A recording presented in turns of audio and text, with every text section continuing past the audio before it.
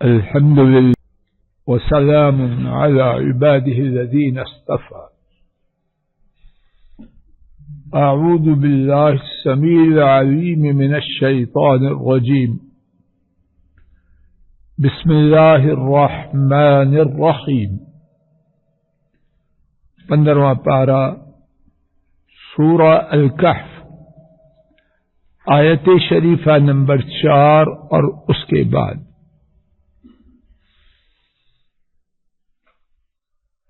وَيُنذِرَ الَّذِينَ، اور وہ ڈرائے، انذار ڈرانا، ينذر وہ ڈرائے.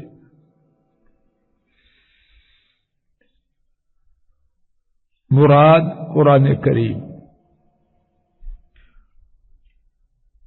الذین ان لوگوں کو، قالوا انہوں نے کہا، اتخذ اللہ پکڑا اللہ تعالی نے، ولدا اولاد کو.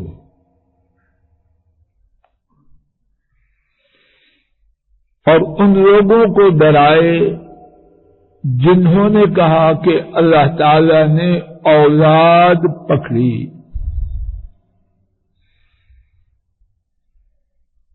آیت شریفہ نمبر 2 میں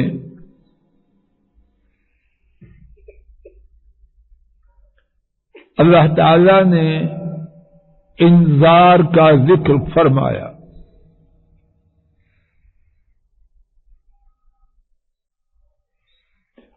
اور مراد نبی پاک صلی اللہ علیہ وسلم کا ڈرانا.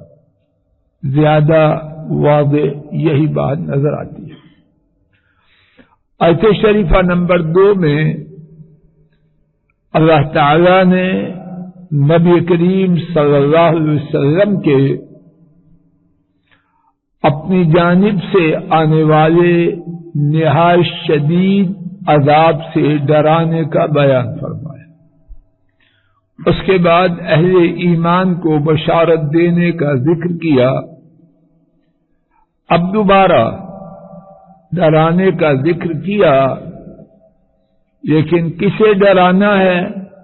پہلے جو ڈرانے کا ذکر ہے یہ اس سے خاص ہے. پہلے ڈرانا سب کو تھا، لِيُنذِرَ بَأْسًا شَدِيدًا، تاکہ وہ ڈرائیں اللہ تعالی کی جانب سے آنے والے نہایت شدید عذاب سے. اور وہاں کسی مخصوص گروہ کا تذکرہ نہیں، اور مراد ہے سارے کافروں کو ڈرائیں. اب یہاں مخصوص کافروں میں سے مخصوص لوگوں کا تذکرہ ہے، تاکہ وہ انہیں ڈرائیں جنہوں نے کہا کہ اللہ تعالی نے بیٹا بنایا یا اولاد بنائی. نوٹ فرمانا، اللہ تعالی کی اولاد بنانے کی بات کہنے والوں کو 2 دفعہ ڈرایا. جب عام ڈرانے کا حکم دیا اس میں سارے کافر شامل ہیں. اللہ کے لیے جو یہ بات کہتے ہیں کہ اللہ نے اولاد بنائی انہیں بھی ڈرانا ہے، اور جو یہ نہیں کہتے لیکن اللہ کے ساتھ کفر کرتے ہیں ان کو بھی ڈرانا ہے. اور یہاں خصوصی طور پر اللہ کی طرف یہ نسبت کرنے والے کہ اللہ نے اولاد پکڑی یا بنائی اپنے لیے، ان کو ڈرانے کا دوسری مرتبہ تخصیص سے ذکر ہے. جیسے کہا جائے کلاس میں بدتمیزی ہو رہی ہے، پرنسپل آئے تو ٹیچر انچارج کو کہے ان سب کو سزا دو، اور پھر کہے فلاں فلاں فلاں 3 لڑکوں کا خصوصاً نام لے، ان کو سزا دو. تو کیا مطلب؟ سزا کے حقدار پوری کلاس کے لڑکے ہیں، لیکن 3 کا سزا کا حقدار ہونا سب سے زیادہ. بات واضح ہے. تو یہ جو کافر ہیں سارے برے ہیں اور سارے ہی سزا سے ڈرائے جانے کے حقدار ہیں، لیکن اللہ کے لیے اولاد اپنے لیے بنانے کی نسبت کرنے والے ان کی کرتوت، ان کی سیاکاری باقی لوگوں سے زیادہ سنگین. اور یہ لوگ کون کون تھے؟ قرآن کریم سے 3 گروہ معلوم ہوتے ہیں. ایک یہودی جنہوں نے کہا کہ اللہ نے عزیر علیہ السلام کو اپنا بیٹا بنایا. ایک نصرانی جنہوں نے کہا کہ اللہ تعالی نے عیسیٰ علیہ السلام کو اپنا بیٹا اور ان کی اماں مریم کو اپنی بیوی بنایا، معاذ اللہ. اور تیسرے مشرک کہ انہوں نے کہا کہ فرشتے اللہ کی بیٹیاں ہیں، معاذ اللہ. تو ان تینوں کو خصوصی طور پر ڈرانا نبی کریم صلی اللہ علیہ وسلم کی ذمہ داری ہے کہ ان کے جرم کی سنگینی باقی لوگوں سے زیادہ ہے. آئیے دیکھیے ان کی سنگینی. ایک تو اس بات سے واضح ہو گئی کہ ان کو 2 دفعہ، ایک دفعہ سب لوگوں کے ساتھ اور ایک دفعہ خصوصی طور پر ڈرانے کی بات بیان کی گئی. اس کے بعد ما لہم بہ من علم، ان کے لیے ما لہم نہیں، ان کے لیے بہ اس بارے میں ایک ہے علم اور ایک ہے من علم. آپ دیکھ رہے ہیں ابن مسعود، بیٹا اوپر دیکھو، قرآن شریف نہیں ہے، ڈاکٹر صاحب قرآن شریف ہے. من علم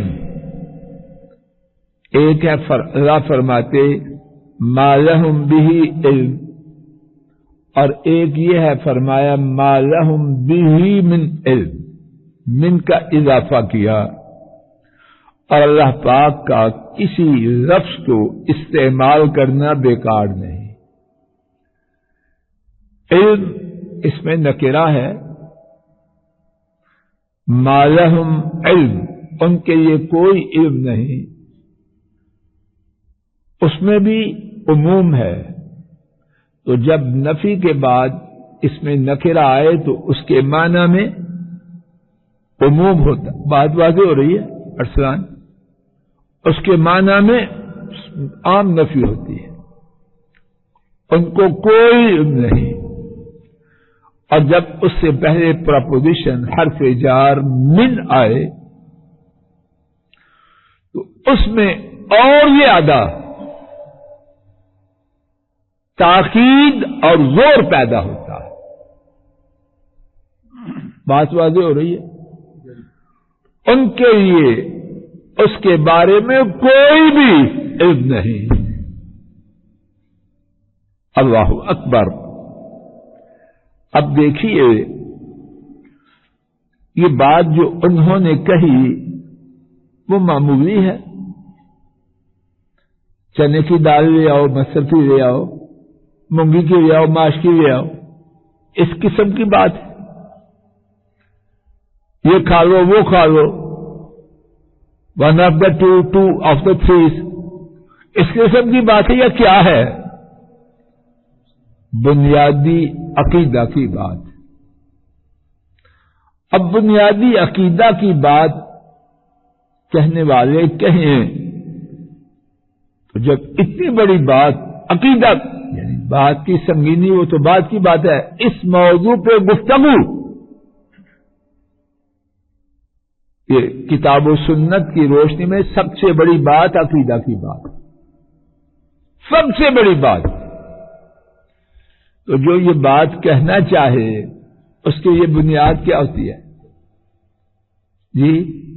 وَلَا تَقْفُ مَا لَيْسَ لَكَ بِهِ عِلْمٌ. دین تو یہ ہے کہ چھوٹی سے چھوٹی بات علم کے بغیر نہ بولو، معمولی سے معمولی بات.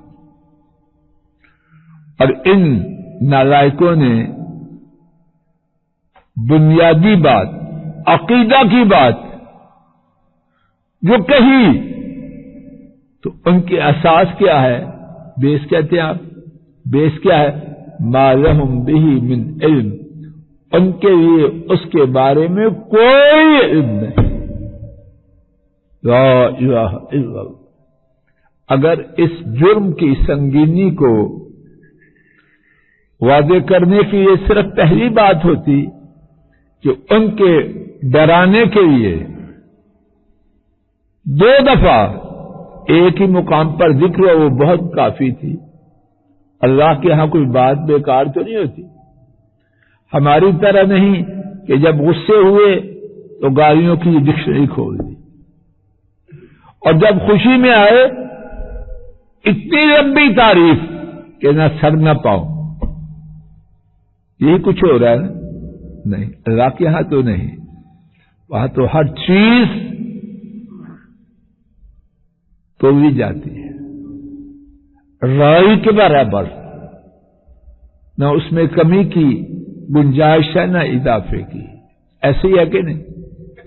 تو جب ایک بات کو، ایک ہی موضوع کو ایک مقام پر یکے بعد دیگرے بیان کیا گیا 2 دفعہ، اس بات کی اہمیت یا سنگینی، اچھی ہے تو اہمیت، بری ہے تو سنگینی، اس کو روشن کرنے کے لیے کافی نہیں. اور اب دوسری بات دیکھیے کتنی بڑی ہے. آپ میرے ساتھ چل رہے ہیں کہ نہیں؟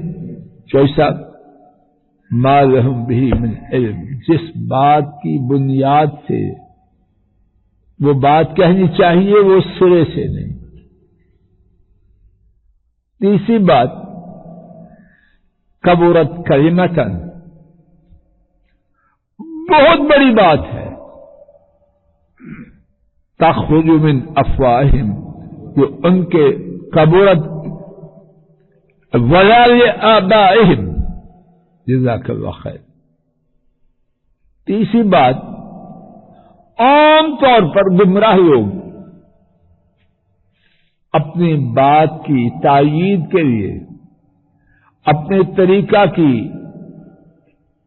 تائید کے لیے کیا کہتے ہیں؟ ملک صاحب، ہمارے آباء و اجداد تو ایسے ہی کرتے تھے، آپ کہاں سے آگے ہو؟ ہم نے تو اپنے باپ کو، دادا کو، نانا کو، پڑنانا کو ایسے ہی دیکھا. یہ آج کی بات نہیں، پرانا دستور. لوگ غلط اعتقادات میں، غلط رسومات میں اپنے لیے بہت بڑا سہارا اپنے بزرگوں کا طریقہ، روایات، ہمارے خاندان کی روایات. تیرا خاندان نوح علیہ السلام کا خاندان، تو کون ہے؟ تیرا خاندان کیا ہے؟ شاید چند ہی باپوں کا نام ہے تو آگے کرن سنگھ آ جائے. تیرا خاندان کیا ہے؟ جو حضرات انبیاء کے ثابت شدہ خاندان تھے ان کی روایات کی کوئی حیثیت. مکہ والے کن کی اولادیں تھی؟ حضرت ابراہیم علیہ السلام. تو اب ان کا جو درمیان میں انبیاء کے بعد مشرک آئے، انہی کی روایت کا ذکر کرتے تھے، تو اس کی کوئی حیثیت تھے؟ فرمایا وَلَا لِآبَائِهِمْ، جن کو انہوں نے بطور سند، بطور دلیل پیش کرنا، ان کی بھی سن لیجیے، ان کو بھی کوئی علم نہ تھا. اللہ اکبر. بار بار یہ بات سمجھنے کی ہے، جس نے دلائل کے پیش کرنے کا طریقہ سیکھنا وہ قرآن پاک سے سیکھے. اللہ یہ جو قانون پڑھتے پڑھاتے ہیں ان کو سمجھ دے تو اس کو اپنے کورس میں شامل کریں کہ اللہ پاک نے حق کے ثابت کرنے کے لیے اور باطل کے غلط ثابت کرنے کے لیے دلائل کس طرح پیش کیے.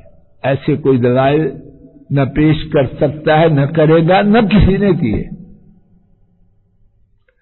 کچھ آپ کو میں اپنی بات پہنچا پا رہا ہوں کہ نہیں؟ جڑ سے اکھاڑ دی. 3 باتیں ہوگی. چوتھی بات کبرت کلمۃ تخرج من افواہ. کبرت بہت بڑی ہے. کلمۃ بات، تخرج جو نکلتی ہے، من افواہم، فوہم کی جمع افواہ، ان کے منہوں سے. بامحاورہ ترجمہ ان کے منہوں سے بہت بڑی بات نکلی. کبرت بہت بڑی بات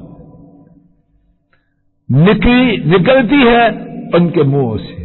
سبحان اللہ، کیا عظیم الشان تشبیہ ہے. ہم آدمی غور کر. بعض مفسرین نے لکھا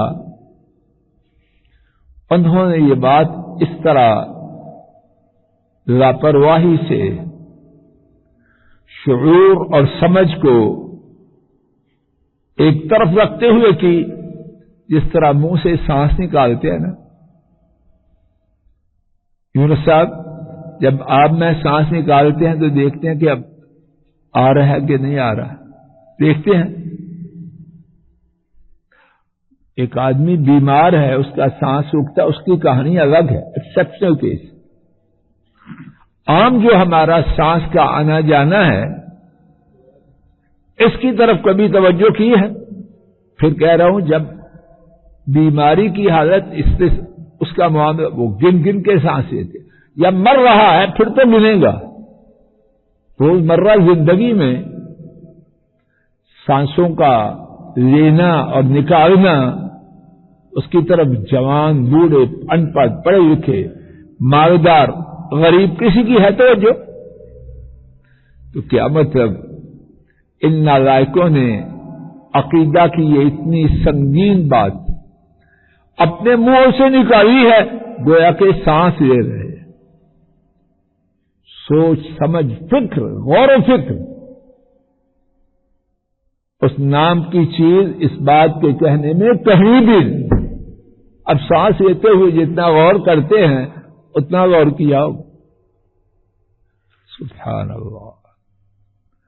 ان کی حماقت، لاپرواہی کیسی عظیم تصویر ہے. کوئی کھینچ سکتا ہے ایسی تصویر؟ کبھی مجھے سمجھ آ رہی بیٹا؟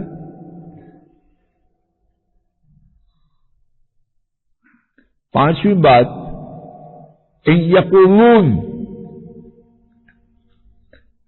الا کذبا. پانچویں بات کیا فرمایا؟ غور کرو اس جملے پر. کیا فرمایا؟ اگر کسی کی بات کے بارے میں کوئی بڑا کہے یہ جھوٹ ہے تو تردید کے لیے کافی ہے کہ نہیں؟ محمد علی صاحب، آپ بڑے ڈرافٹ بناتے رہے ہیں، چٹھیاں، غور فرمانا اس پر. اگر کہا جائے کوئی بڑا لمبا چوڑا کیس بنا کے لائے، باس کہہ دے جھوٹ ہے، تو اس کو ردی کی ٹوکری میں پھینکنے کے لیے کافی ہے کہ یہ ناکافی ہے؟ زور سے بولو. اب یہ دیکھیے اللہ نے کس طرح بیان کیا ہے. ایک یہ ہے صاحبان درس کے لیے آیا، ایک یہ ہے نہیں کوئی درس کے لیے آیا مگر صاحبان. دونوں میں کچھ فرق ہے کہ نہیں؟ کچھ فرق ہے کہ نہیں؟ یہاں کیا اللہ تعالیٰ نے کون سا اسلوب اختیار کیا ہے؟ انتہا کا زور والا یا نارمل؟ نہیں کہتے وہ، ان یقولون نہیں کہتے وہ، الا کذبا، مگر جھوٹ۔ مراد جیسے کہ بعض مفسرین نے لکھا ان کی اس گفتگو میں سچ کی کوئی گنجائش ہی نہیں، سراپا جھوٹ۔ کیا کہتے ہیں؟ اے ٹو زی، اول کا آخر، محض جھوٹ۔ دیکھیے اللہ پاک نے جو سامنے نظر آ رہی، پتہ نہیں اندر اور کتنی باتیں ہیں۔ 5 مختلف طریقوں سے ان کی اس قول کی خرابی کو اجاگر اور آشکارا کیا۔